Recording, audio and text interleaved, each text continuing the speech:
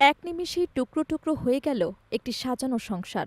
দ্বিতীয়বারের মতো মালয়েশিয়া ভ্রমণে গিয়ে চিরতরে হারিয়ে গেল একটি তরতাজা প্রাণ।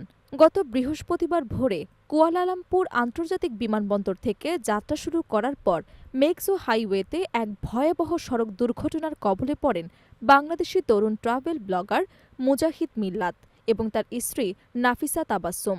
এই মর্মান্তিক দুর্ঘটনায় প্রাণ হারিয়েছেন ২২ বছর বয়সী মিল্লাত, আর তার স্ত্রী নাফিসা এখন হাসপাতালের বিছানায় জীবন মৃত্যুর সন্ধিক্ষণে লড়ছেন। ঘটনার প্রাথমিক তদন্তে উঠে এসেছে এক চাঞ্চল্যকর এবং হাড় হিম করা তথ্য।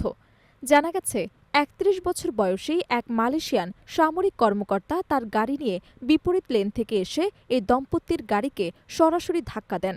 সবচেয়ে ভয়াবহ বিষয় হল, দুর্ঘটনার সময় ওই সামরিক কর্মকর্তা চরম মদ্যপ অবস্থায় ছিলেন। একজন দায়িত্বশীল সামরিক কর্মকর্তার এমন কাণ্ডহীন আচরণ একটি সম্ভাবনাময় প্রাণ কেড়ে নিয়েছে। এই তথ্য সামনে আসার পর মালয়েশিয়ার পুলিশ তদন্তের ধরন বদলে ফেলেছে এবং অভিযুক্ত সামরিক কর্মকর্তাকে ৫ দিনের রিমান্ডে নিয়েছেন। নিহত মুজাহিদ মিল্লাদের বাড়ি ব্রাহ্মণবাড়িয়ার সরাইল উপজেলায়। তিনি কেবল একজন পর্যটকই ছিলেন না, বরং ডিজিটাল প্ল্যাটফর্মে অত্যন্ত পরিচিত এক মুখ ছিলেন। ২২ বছর বয়সী এই তরুণ ছিলেন একজন জনপ্রিয় গেমিং কন্টেন্ট নির্মাতা। তার ইউটিউব চ্যানেল অ্যাডভান্স গেমিংয়ের মাধ্যমে তিনি অসংখ্য মানুষের ভালোবাসা কুড়িয়েছেন। তার মৃত্যুর খবরটি ওই চ্যানেলে পোস্ট করার পর থেকেই ভক্তদের মাঝে শোকের ছায়া নেমে এসেছে।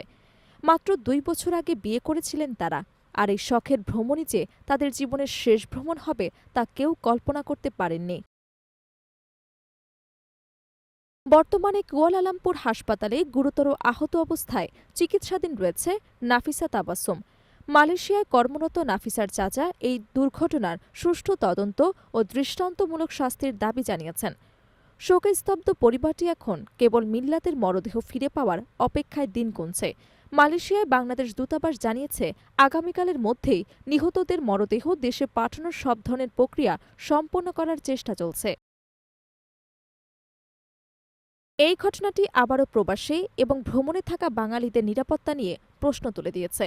একজন মদ্যপ চালকের ভুলের মাসুল দিতে হল এক প্রতিভাবান কন্টেন্ট ক্রিয়েটরকে। মিল্লাতের অকাল মৃত্যুতে তার পরিবার এবং অ্যাডভান্স গেমিং কমিউনিটি আজ বাকরুদ্ধ। আমরা প্রার্থনা করি নাফিসা তাবাসসুম দ্রুত সুস্থ হয়ে বাড়ি ফিরুক এবং বর্বরচিত দুর্ঘটনার যেন সঠিক বিচার নিশ্চিত হয়। News desk, Dhaka.